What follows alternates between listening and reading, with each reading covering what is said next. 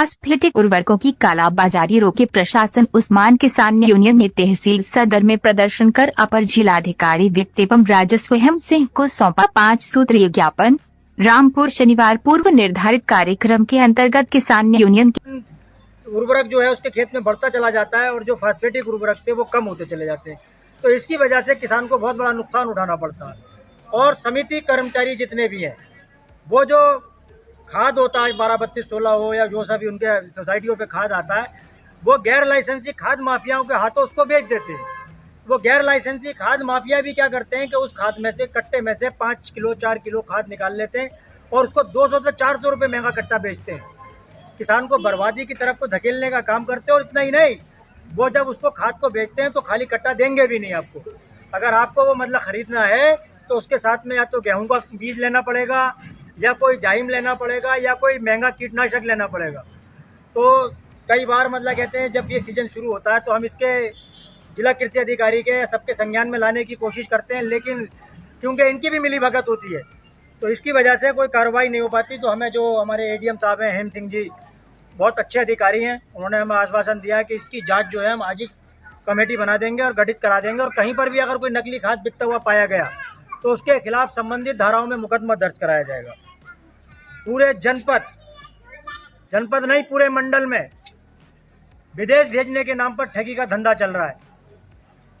जो बहुत से युवा ऐसे हैं कि जो मतलब यहाँ पर बेरोजगार घूमते होते हैं तो उनको ये दलाल जो एजेंटों के दलाल होते हैं वो पकड़ लेते हैं। पकड़ने के बाद में वो कहते हैं कि आप जो है हम आपको दुबई भेज देंगे, आपको अमेरिका भेज देंगे, कनाडा भेज देंगे और वहाँ पर आपको जो है 50,000 60,000 रुपये महीना की सैलरी मिलेगी और काम भी कोई ख़ास नहीं करना है। तो इस तरह से लोग झांसे में आ जाते हैं और उनसे पहले तो वीज़ा के नाम पे पैसे लेते हैं, फिर टिकट के नाम पे पैसे लेते हैं और फिर मेडिकल के नाम पे पैसे लेते हैं और उनको टहलाते रहते हैं। और बहुत से बड़े वाले जो सक्रिय जो ज़्यादा बड़े माफिया होते हैं वो क्या करते हैं कि एक टूरिस्ट वीज़ा बनवा कर उनको दे देते हैं। वो उस मुल्क में पहुंचता है, पहुंचने के बाद में उसको बड़ा परेशान वहां पर किया जाता है और वो वापस फिर इंडिया आ जाता है। तो इस तरह के धंधे बहुत ज़्यादा चल रहे हैं पूरे मुरादाबाद मंडल में और ख़ासकर रामपुर शहर में। ट्रैवल एजेंसियाँ जहाँ पर भी देखेंगे तो हज उम्रा ज़ियारत तरह ऐसे ऐसे मुकद्दस जगहों के नाम लिख लिख कर तुम मतलब कहते हैं लोगों से ठगी कर रहे हो, शर्म आना चाहिए। तो इस तरह के ये जो विदेश भेजने के नाम पर ठगी का धंधा ये बंद होना चाहिए। तीसरा बिंदु मोबाइल टावरों पर। मोबाइल टावरों पर क्या किया जा रहा है कि मोबाइल टावर जहाँ जहाँ भी लगे हुए हैं वहाँ पे तो तैनात कर्मचारी हैं, उन्होंने अपने उसमें टावरों में अतिरिक्त पावर बैंक लगा रखे हैं और जो कि मानक अनुरूप ना तो बैटरियाँ होती हैं और ना उनके चार्जर मानक अनुरूप होते हैं। अगर क्योंकि वो डीजल चोरी करके बेचते हैं तो वो इसलिए अतिरिक्त पावर बैंक लगा लेते हैं ताकि उनका जो बैकअप है वो ज़्यादा हो जाए। लेकिन वो ये भूल जाते हैं कि उसमें पुरानी बैटरियां हैं और वो जो उसके चार्जर हैं वो भी मतलब कहते हैं मानक अनुरूप नहीं है, कोई ऑटो कट उसमें नहीं होता। वो लगातार चार्ज करते रहते हैं और इस तरह से कई बार हादसे हो चुके हैं, कई जगह बैटरियां फटने से हादसे हो चुके हैं। तो इस तरह का जो ये डीजल चोरी कर रहे हैं या बिजली चोरी कर रहे हैं उनको मतलब बंद कराना चाहिए। इस समय पूरे जनपद रामपुर में पानी की टंकियों का निर्माण का कार्य हो रहा है, जबकि नियम अनुसार जहाँ पर भी पानी की टंकी का निर्माण होगा जो एजेंसी उस पानी की टंकी का निर्माण करा रही है वही उन रास्तों को जो खोदेगी और उसको पाइप डालने के बाद में जैसा रास्ता था बिल्कुल समतल वैसे ही करेगी। लेकिन आप जाकर पूरे ज़िले के किसी भी गांव में देख लीजिएगा, एक 1.5 फीट गहरे खड्डे हुए हैं, पूरा रास्ता कीचड़ों से भरे पड़े हैं।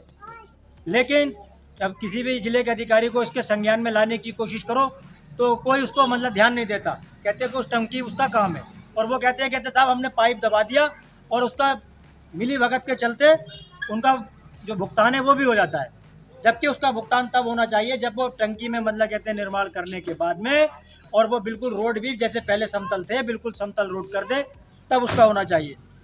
लालू नगला में एक पानी की टंकी का निर्माण हो रहा है, वहाँ पर मतलब कहते हैं ठेकेदार द्वारा कम से कम 2-2 महीने से मतलब कहते हैं रोड खोद कर डाल दिए हैं और आज तक उनमें मतलब कहते हैं पाइपलाइन नहीं भिजवाई गई है। और वहाँ पर जो पाइपलाइन भिजवाई जा रही है वो भी मानक अनुरूप सही नहीं है। ज़रा सा अगर कोई मतलब कहते हैं पैर से भी आप दबा के देखेंगे तो वो पाइप दब जाएगा। तो ये घोटालेबाजी की जा रही है, बर्दाश्त नहीं होगी। जिला अस्पताल में पूरे ज़िले में मतलब कहते हैं इस समय डेंगू मलेरिया और तरह तरह के बुखारों का प्रकोप है और प्राइवेट लैब जो हैं ये जांच के नाम पर धांधली कर रही हैं। कल ही एक मरीज हमने मतलब कहते हैं शहजाद नगर पर एक कोई पैथोलॉजी लैब थी, उसमें जांच कराई तो उसकी प्लेटलेट्स मात्र 10,000 बताई गई। उसको जिला अस्पताल लाकर जब उसकी जांच कराई गई 1-2 घंटे के अंदर अंदर, तो उसकी प्लेटलेट जो थी 44,000 थी।